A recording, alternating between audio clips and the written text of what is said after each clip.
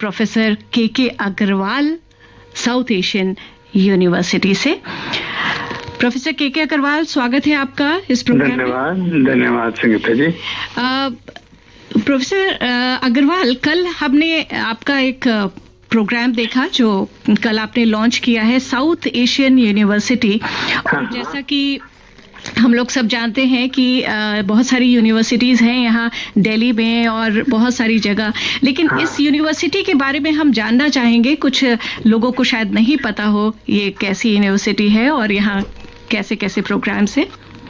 ऐसा ये यूनिवर्सिटी अपने आप में एक विशेष यूनिवर्सिटी इस तरह से है कि सारे सार्क देशों के 8 गवर्नमेंट्स ने मिलकर ये यूनिवर्सिटी बनाई थी। अच्छा। तो मेरे ख्याल से सारे वर्ल्ड में शायद एक ही उदाहरण है जिसमें 8 देशों की सरकारों ने मिलकर एक जॉइंट यूनिवर्सिटी बनाई, वो ये यूनिवर्सिटी है। और इसका उद्देश्य ये था कि सारे सार्क देशों के पास पैसे की कमी रहती है, तो हम उन्हीं टॉपिक्स पे सब जगह खर्चा ना करके एक कॉमन इंस्टीट्यूशन बना लें जो सारे देशों की high and research, high and academics की जरूरतों को पूरा कर सके। अच्छा, तो ये सार्क देश जो हैं इसमें जुड़े हुए हैं। हाँ जी जी। तो ये यूनिवर्सिटी कब शुरुआत हुई इसकी? इस यूनिवर्सिटी को शुरुआत तो 2011 में हो गई थी। अच्छा। लेकिन इसकी लैंड और बिल्डिंग का थोड़ा चलता रहा इशू, और ये अकबर भवन से ऑपरेट होती रही। पिछले ही साल इसकी बिल्डिंग भारत सरकार ने मैदानगढ़ी में 100 एकड़ जमीन दी। अच्छा। उसमें कुछ कोर्ट केसेस वगैरह थे करके, लेकिन बिल्डिंग बनके ये पिछले ही साल अपने कैंपस में आई है। अच्छा। तो तभी से इसका थोड़ा सा विस्तार का सोचा जा रहा है। और अभी इसमें 7 प्रोग्राम चलते हैं। Mix, sociology, international relations, mathematics, computer science, law और लाइफ साइंस। अच्छा। और ये यूनिवर्सिटी जो है, जो हमारे यहाँ स्टूडेंट्स हैं, यहाँ कोई खास एग्जाम लेते हैं आप यहाँ एडमिशन के लिए? हाँ, इस यूनिवर्सिटी में ऑनलाइन एंट्रेंस टेस्ट होता है जो सारे सार्क देशों में हमें ऑर्गेनाइज करना होता है। अच्छा। क्योंकि एडमिशन के लिए 50% स्टूडेंट्स इंडिया से लेने हैं और 50% बाकी सार्क देशों से लेने हैं। अच्छा। जिसमें से 10% आउटसाइड सार्क भी हो सकते हैं। जी। तो इसलिए वो एंट्रेंस टेस्ट ऑनलाइन करना होता है, और जो हमारा इस साल 21 अप्रैल को होगा। अच्छा। और दूसरी बात कि आप जब इसकी यूनिवर्सिटी की बात करते हैं और आपने कहा कि 50% बाहर से हम लेंगे सार्क कंट्री से, तो इस यूनिवर्सिटी का स्टेटस क्या है? ये गवर्नमेंट कॉलेज माना जाए, यूनिवर्सिटी मानी जाएगी या डीम्ड यूनिवर्सिटी? उसका स्टेटस क्या है? नहीं, इसका ये जो आप नहीं है। हाँ। गवर्नमेंटों का करके एक यूनिवर्सिटी बनी है, जिसका जो अपने इंडियन यूनिवर्सिटी की क्लासिफिकेशन में तो शायद इसकी क्लासिफिकेशन नहीं आएगी। अच्छा। क्योंकि ये गवर्नमेंट तो है पर एक गवर्नमेंट की नहीं है, 8 गवर्नमेंट्स की है। ठीक है। और इसकी डिग्रीज सारे देश की यूजीसी से मान्यता है, 8 देशों से। अच्छा। और इसमें स्कॉलरशिप्स हैं? हाँ, इसमें स्कॉलरशिप्स बहुत हैं। पीएचडी के तो लगभग आधे स्टूडेंट्स पीएचडी के हैं, उन सबको स्कॉलरशिप है और ट्यूशन फी वेवर है। अच्छा। और मास्टर्स के जो आधे स्टूडेंट है उनमें से करीब 40-50% को स्कॉलरशिप है। जी।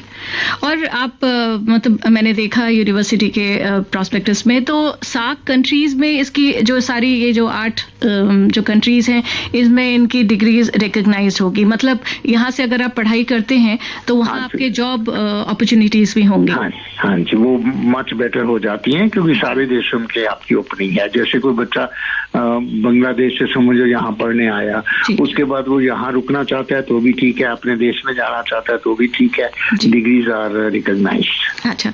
और साउथ एशियन यूनिवर्सिटी के बारे में और आप क्या बताना चाहेंगे? खास करके अभी तो एग्जाम्स हो रहे हैं 12th और 10th। मैं यही बताना चाहूंगा कि ये एक बहुत यूनिक अपॉर्चुनिटी है अपने इंडिया के स्टूडेंट्स के लिए भी, क्योंकि आज हम जितनी भी बात एजुकेशन में करते हैं उसमें कोलैबोरेशन की और आपस में टीम स्पिरिट की करते हैं। ये कोशिश करते चाहते हैं कि अलग अलग राज्यों के लोग हों, अलग अलग देशों के लोग हों, तो ये एक अपॉर्चुनिटी है अपने भारत के बच्चों के लिए भी कि जब वो बाकी सार्क देशों के बच्चों के साथ मिलकर हमेशा रहते हैं तो उनकी लाइफ की एनरिचमेंट जो है, जो डाइवर्सिफिकेशन जिसे हम कहते हैं, वो बिल्ट इन है। इसी तरह से मल्टी डिसिप्लिनरिटी इसमें ऑलरेडी बिल्ट इन है।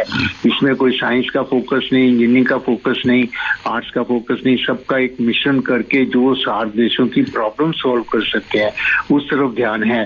तो मुझे लगता है एक बहुत अच्छी अपॉर्चुनिटी अपने भारत के बच्चों के लिए भी है और बाकी सारे सार्क देशों के लिए। जी, तो ये आप बोल रहे हैं कि अप्रैल में इसका एंट्रेंस एग्जाम होगा? हाँ जी, अप्रैल में एंट्रेंस टेस्ट होगा। एडमिशन अनाउंस हो गया है कल से।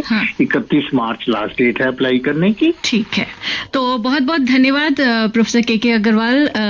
आप एक यूनिवर्सिटी के प्रेसिडेंट हैं और यूनिवर्सिटी या पढ़ाई का एक विद्या का एक मंदिर जो होता है उसके शीर्ष पे बैठा हुआ व्यक्ति कहीं ना कहीं गुरु ही कहलाता है। तो मुझे लगता है कि गुरु का जो उद्देश्य है और उनका जो मकसद है वो यही है कि बहुत सारे स्टूडेंट्स आए। धन्यवाद। और उसी उद्देश्य से ही काम होगा। आपको शायद पता हो, मैंने आईपी यूनिवर्सिटी दिल्ली में एस्टैब्लिश की थी, 10 साल वाइस चांसलर रहा उसका, और उस यूनिवर्सिटी के बारे में दिल्ली में सबको पता है।